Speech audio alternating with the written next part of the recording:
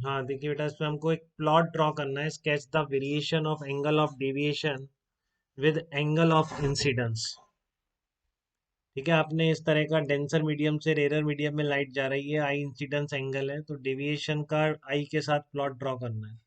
तो वो प्लॉट इस तरह का आता है बेटा ये। ठीक है, तो ये बहुत जरूरी है कि आप इसको हमेशा के लिए याद भी कर लें, डायरेक्ट प्रॉब्लम आएगा आपके इस पे। ठीक है, अब दो पार्ट इसमें आने ही थे, क्योंकि आपको पता है कि जब इंसिडेंट डेंसर से रेयर में जा रही है बेटा, मीडियम से एयर में जा रही है ना, तो डेंसर से रेयर में जा रही है। तो आपको पता है कि आई के अब दो केसेस हो सकते हैं, रिफ्लेक्शन भी हो सकता है, रिफ्रैक्शन भी हो सकता है, डिपेंडिंग ऑन कि आपका आई की जो वैल्यू है इंसिडेंस एंगल की, वो क्रिटिकल एंगल से ज़्यादा है या क्रिटिकल एंगल से कम है। क्रिटिकल एंगल से कम है तो आपका रिफ्रैक्शन हो जाएगा, बाहर निकल जाएगी लाइट, तो उसका प्लॉट ये आ रहा है। और जो स्ट्रेट लाइन प्लॉट आपको दिख रहा है डेल्टा का आई के साथ, वो रिफ्लेक्शन वाला है, जबकि लाइट रिफ्लेक्ट हो जाती है। ठीक है, तो रिफ्रैक्शन वाला कैसा है पहले मैं बता रहा हूँ आपको। तो आप देख रहे हैं बेटा, आई इंसिडेंस एंगल है, एंगल ऑफ रिफ्रैक्शन आर है। तो इनिशियल लाइट इस रास्ते पे जा रही थी, फिर इस रास्ते पे चली गई, तो ये वाला एंगल आपका क्या हो गया, डेविएशन एंगल कहलाएगा। तो अगर ये पूरा आई है तो ये यहाँ तक का एंगल कितना होगा, ये वाला एंगल आई के बराबर होगा। ये वाला पूरा आर है, तो ये बचा हुआ डेविएशन एंगल क्या हो गया आपका, डेल्टा हो गया। कोई दिक्कत बेटा किसी भी बच्चे को, बहुत छोटी छोटी बातें हैं बट ध्यान रखें। तो delta equal to R minus I, दोनों का याद रखना है बेटा, रिफ्रैक्शन का डेविएशन आर माइनस आई या आई माइनस आर, और रिफ्लेक्शन का कितना होता है। रिफ्लेक्शन का याद है एंगल ऑफ डेविएशन किसी को, फार्मूला बताया था मैंने, ध्यान रखना है। रिफ्लेक्ट, हाँ पाई माइनस टू आई। ठीक है, तो आपका आर माइनस आई हो गया, mu sine I equals to sine r, तो आर लिख दिया ऐसे, sine inverse mu sine i. तो आर की वैल्यू उठा के आप यहाँ पुट कर दीजिए, तो डेल्टा कितना आ जाएगा, साइन इनवर्स म्यू साइन आई माइनस आई। अब आप इसको कैसे ड्रॉ करेंगे। ठीक है, तो ड्रॉ करने का तरीका वही है बेटा, लिमिट विमिट ही है हमारा सारा, और ज़्यादा तो है नहीं, first order derivative, second order derivative. ठीक है, तो देखिए आप एक बार इसमें, आपका एक्सप्रेशन क्या निकल के आया, एक्सप्रेशन निकल के आया डेल्टा इक्वल टू, ये लिख लेते हैं एक बार, साइन इनवर्स म्यू साइन आई माइनस आई, ये आपका डेल्टा का एक्सप्रेशन निकल के आया, साइन इनवर्स म्यू साइन आई माइनस आई। तो आई इक्वल टू जीरो पे जीरो है, ठीक है। और फिर आपको आई इक्वल टू थीटा सी पर वैल्यू लिख दें आप। अच्छा, ये वैल्यूज भी याद रखनी बेटा, ये वैल्यूज कौन सी होती है, ये भी इंटरेस्टिंग होती है, भी निकाल लेते हैं इन वैल्यूज को, देखो ये वैल्यूज कौन सी हैं। ठीक है, ये भी ध्यान रखें तो बहुत अच्छा है, तुरंत सारा प्लॉट क्लियर रहेगा, जब भी कोई पूछेगा आप तुरंत जवाब दे देंगे, जैसे इस पे बेस क्वेश्चन कराऊंगा मैं, और डायरेक्ट याद है तो आप फटाफट कर देंगे उसको। ठीक है ना, तो डेल्टा कितना आपका, साइन इनवर्स म्यू साइन आई माइनस आई, इसको कैसे ड्रॉ करें, ये आ रहा है, मैंने तो सारा ऐसे क्यों प्लॉट बनाया मैंने। ठीक है ना, अब ये मैंने ही बनाया बेटा, सब कहीं लिखा हुआ नहीं है सब चीज़। ठीक है, बट आप देख सकते हैं इसको, D delta by D I, differentiate करिए इसको, साइन इनवर्स का आना चाहिए, आपको नहीं आता तो थोड़ी देर में बिल्कुल आ जाएगा। ये आता ही होगा, आ गया ना साइन इनवर्स एक्स का डिफरेंशिएशन आपको, कितना होता है बताइए। नहीं, तो one upon root one minus x square mu square sine square है। अब म्यू साइन आई का दोबारा करोगे तो कितना हो जाएगा, म्यू इंटू कॉस आई हो जाएगा। ठीक है, ये आ गया -1। तो अगर आप ये अब इसमें सॉल्व करके देख लो, आप इसको, मैंने तो देखा था, आप भी देख लें, अभी करूँ कर नहीं रहा हूँ मैं, D delta by D I greater than zero आप करके देखेंगे तो अपने आप आपका क्या निकल के आएगा इसमें। ठीक है, आपका अपने आप mu square greater than one निकल के आ जाएगा। तो mu square greater than one तो हमेशा ही होता है बेटा, हमेशा है ये तो। ठीक है, तो इसका मतलब हमेशा क्या, इंक्रीजिंग फंक्शन है एक तो। ठीक है, फिर इसका एक बार और डिफरेंशिएट कर दो, कर लेते हैं बेटा, ऐसा नहीं कि ये नहीं हो पाएगा, बहुत लेंदी हो जाएगा, अगर आप चाहेंगे तो जरूर कर लेंगे। सेकेंड ऑर्डर डेरिवेटिव निकाल लो इसका। ठीक है, और फिर आप सेकेंड ऑर्डर डेरिवेटिव को भी रखो ग्रेटर देन जीरो, तो आपका वापस से यही आ जाता है, mu square greater than one निकल के आ जाएगा फिर से। ठीक है ना, mu square greater than one which is always true, ऐसे लिख रहा हूँ, which is all, mu square तो ग्रेटर देन वन होना ही है, इसका मतलब ये भी हमेशा होना है, ये हमेशा ही ग्रेटर देन वन होना है, तो इसका मतलब ये भी क्या होना है, हमेशा सेकंड ऑर्डर डेरिवेटिव भी ग्रेटर देन जीरो। तो इंक्रीजिंग है और मुंह ऊपर की तरफ खुल रहा है, तो मैं क्या बोलूंगा, ऐसे ही प्लॉट तो बनाऊंगा बेटा, स्कोर कैसा बना दूंगा, इंक्रीजिंग और मुंह ऊपर की तरफ खुल रहा है, ऐसे ही बनाऊं, बोलिए। ठीक है ना, ऐसे ही कुछ प्लॉट तो बनाऊंगा जब इंक्रीजिंग है और मुंह ऊपर की तरफ खुल रहा है, तो वही मैंने यहाँ पर बनाया है, इंक्रीजिंग फंक्शन, और मुंह हमेशा कैसा खुल रहा है, ऊपर की तरफ खुल रहा है। अब आप इस पे वो निकाल लीजिए, डेल्टा की वैल्यू कितनी, ये वाली वैल्यू कितनी है, तो इसमें आप डाल दीजिए आई की वैल्यू थीटा सी, इक्वेशन 1 बोल देते हैं इसको। तो I equal to theta C in equation 1, तो साइन थीटा सी कितना होता है, 1/μ तो होता है बेटा। आई इक्वल टू थीटा सी, तो साइन आई कितना हो जाएगा, तो साइन आई इक्वल टू का मतलब है साइन थीटा सी, साइन थीटा सी कितना होता है 1/μ। तो इसमें डालिए आप डेल्टा कितना आ रहा है वहां से, sine inverse mu, sine I कितना आ रहा है 1/μ माइनस आई की value sine inverse 1/μ minus sine inverse 1/μ। ये कितना आ गया आपका π/2 माइनस साइन इनवर्स 1/μ।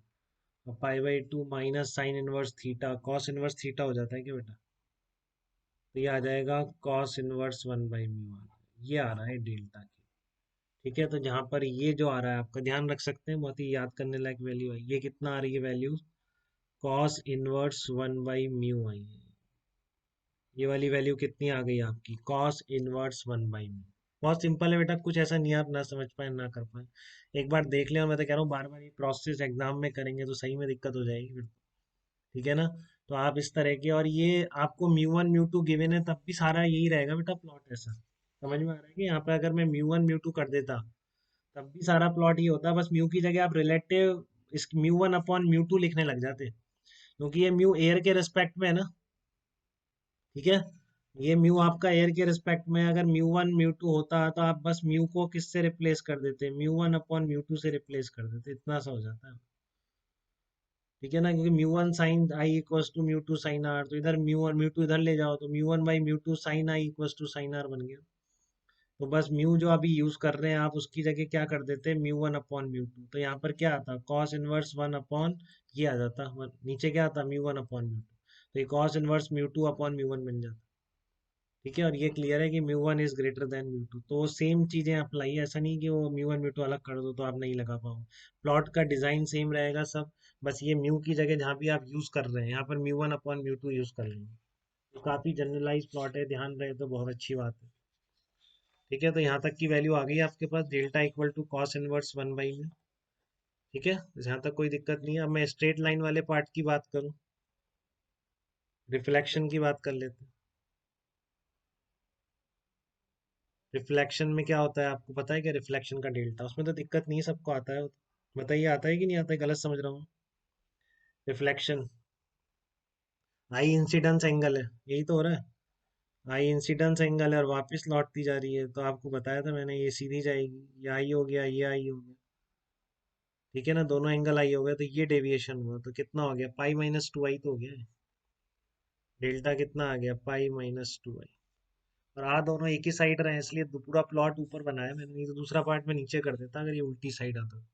बट दोनों सेम साइड डेविएशन हो रही है, ये भी इधर हो रहा है, वो भी इधर ही हो रहा है। ठीक है ना, तो इसलिए मैंने डेल्टा का साइन भी सेम रखा है। डेल्टा इक्वल्स टू π-2 आई, तो किसी को ऐसा है जिसको ये प्लॉट ड्रॉ करना ना आता, सबको आता है अच्छी तरह। ठीक है ना, ये वाला प्लॉट ड्रॉ करना सबको अच्छी तरह आता है, तो मैंने एक गलती करी है इस प्लॉट में, शायद वो मैं भी सही करूँ। नो वैल्यूज, हाँ, ये वाली जो वैल्यू है देखो, इसमें आप आई को डालो, अब थीटा सी वैल्यू कितनी आ रही है, आई इक्वल टू थीटा सी डालो, जैसे यहाँ पर आई इक्वल टू थीटा सी पर वैल्यू कितनी आ गई थी, ये आ गई थी ना बेटा, आई इक्वल टू थीटा सी पे वैल्यू कॉस इनवर्स 1/म्यू आ गई। तो स्ट्रेट लाइन का क्या है, π-2 आई है, तो I equal to theta C पर ये वाली वैल्यू ध्यान रखनी है आपको, ये नहीं आएगी, ये आएगी, कितनी आती है देखो, आप निकाल निकाल लेते हैं, π-2 आई पर आई इक्वल टू थीटा सी डालते हैं, डेल्टा कितना आ रहा है π-2, थीटा सी कितना, आई कितना है थीटा सी। ठीक है, तो ये हो जाएगा π-2 साइन इनवर्स 1/म्यू हो जाएगा। बेटा दिक्कत तो नहीं आ रही किसी को, सिंपल चल रहा है एकदम। रिफ्रैक्शन का प्लॉट देख चुके हैं आप, स्ट्रेट लाइन की बात करने जा रहे थे, तो मैं जानना चाह रहा हूँ स्ट्रेट लाइन जो आ रहा है मैंने इसको ऊपर ही क्यों बनाया, π-2 आई की लाइन मैंने नीचे ऐसे क्यों नहीं बनाई, इसलिए क्योंकि मैंने यहाँ पर वैल्यू चेक कर ली इसकी। देखो π-2 आई है तो स्ट्रेट लाइन का नेगेटिव स्लोप आएगा, ये सब आप लोग ज़्यादा जानते हैं मेरे से। ठीक है ना, तो स्ट्रेट लाइन आनी ऐसी थी, अब ये ऐसे आ रही है, कहाँ जा रही है, उसका थोड़ा सा आइडिया के लिए मैंने आई इक्वल टू थीटा सी पर वैल्यू कैलकुलेट कर ली।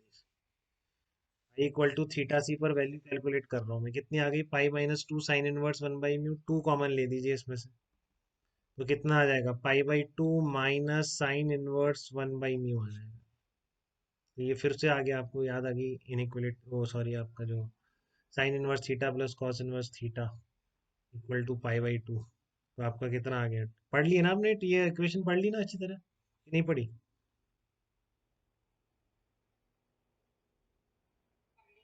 हाँ, two cos inverse one by mu.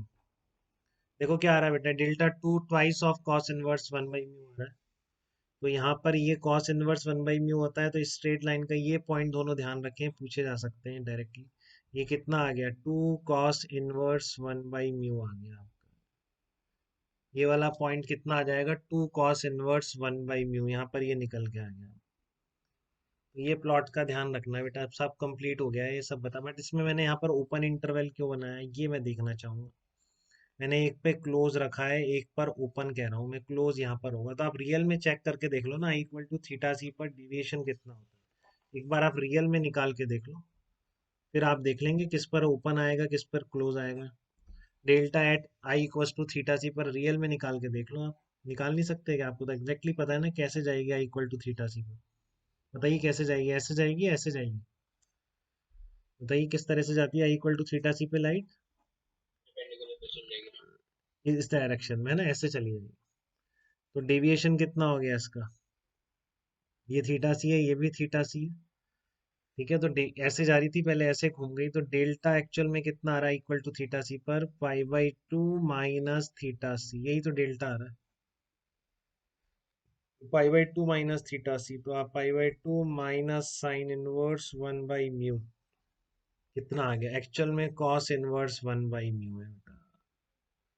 ठीक है, तो एक्चुअल में जो डेविएशन है आई इक्वल टू थीटा सी पे cos inverse one by mu, इसलिए मैंने यहाँ पर क्या करा है, क्लोज इंटरवल। और यहाँ पर मैं इसलिए क्या रख रहा हूँ, ओपन इंटरवल। ये एक एंगल पे एक ही तो डेविएशन है, आई इक्वल टू थीटा सी पे कुछ पर्टिकुलर वैल्यू होगी, ऐसा तो नहीं एक ही आई पर दो डेविएशन हो जाए, एक ही रे बनती है, लॉ ऑफ रिफ्लेक्शन को फॉलो करते हैं। ठीक है, तो इसलिए आपका यहाँ पर मैंने ओपन इंटरवल किया, ये क्लोज इंटरवल है, ये आपका क्लोज इंटरवल। ठीक है, तो ये प्लॉट हो गया बेटा हर तरीके से। अब इस प्लॉट में आपको थोड़ा भी कहीं पे कोई कंफ्यूजन किसी तरह का, इस तरह की सिचुएशन में, या हमेशा जनरलाइज प्लॉट है, ऐसा नहीं है कि म्यू और एयर का, किसी भी एक डेंसर मीडियम से रेयर मीडियम में जाने पर जो एंगल ऑफ डेविएशन का वेरिएशन है विद एंगल ऑफ इंसिडेंस, वो हमेशा यही होगा बेटा, इस प्लॉट के अकॉर्डिंग। ठीक है ना, पहले कर्व पार्ट है जो कि रिफ्रैक्शन को शो कर रहा है, फिर रिफ्लेक्शन वाला पार्ट है। ये वाली वैल्यूज आप याद रखेंगे, cos inverse one by mu, और एक ये वाली twice of cos inverse one by, ध्यान रखिए ये वाली वैल्यू। ठीक है, तो यहाँ तक कोई दिक्कत किसी को वो बताएं।